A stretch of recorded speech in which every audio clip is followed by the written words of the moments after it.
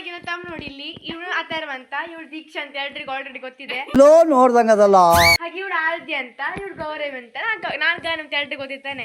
ಹಾಗೆ ಹಾಗೆ ಹೊಸದಾಗಿ ಒಬ್ರೊಬ್ರು ಸ್ಟಾರ್ಟ್ ಮಾಡಿ ಆತರ ನೀನು ಯಾವ ಸಾಂಗ್ ಹೇಳಲಿಕ್ಕೆ ಇಷ್ಟಪಡ್ತೀಯ? ಸಾಂಗ್ ಏನಾದ್ರು ಹೇಳಂತಲ್ಲ.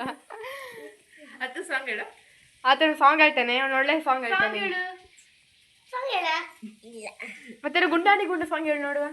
ಗುಂಡಾನಿ ಗುಂಡ ಓದೆ ಮನೆ ಹೋದ ನಾಡು ತಿಂದ ಮತ್ತುವೆ ಕಂಡ ಮತ್ತೆ ನೋವಂದ ಮತ್ತು ನಾಡು ತಿಂದ.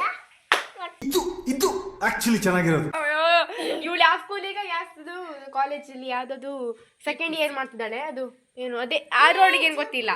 ಅಲ್ಲಲ್ಲಲ್ಲಲ್ಲಲ್ಲಲ್ಲ ಶ್ಲೋಕ ಹೇಳಿ. ವಕ್ರತುಂಡ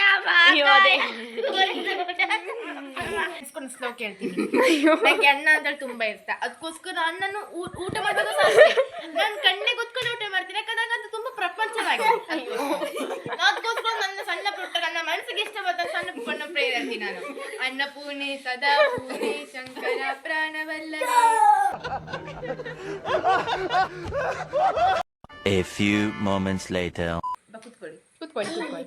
ಹಾ ಹೇಳಿ. ಅನ್ನನ ಪದ. ಅನನ ವಾರ್ತೆಯ ತೇನಾ ಅಪಾತಿಯ ಅಪಾತಿ ಕೂತ್ಕೋ ಅಪಾತಿತೋ ಅಪಾತಿ ಕೂತ್ಕೋ.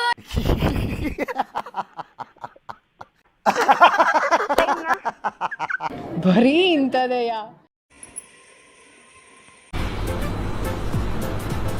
ಅಷ್ಟೇ.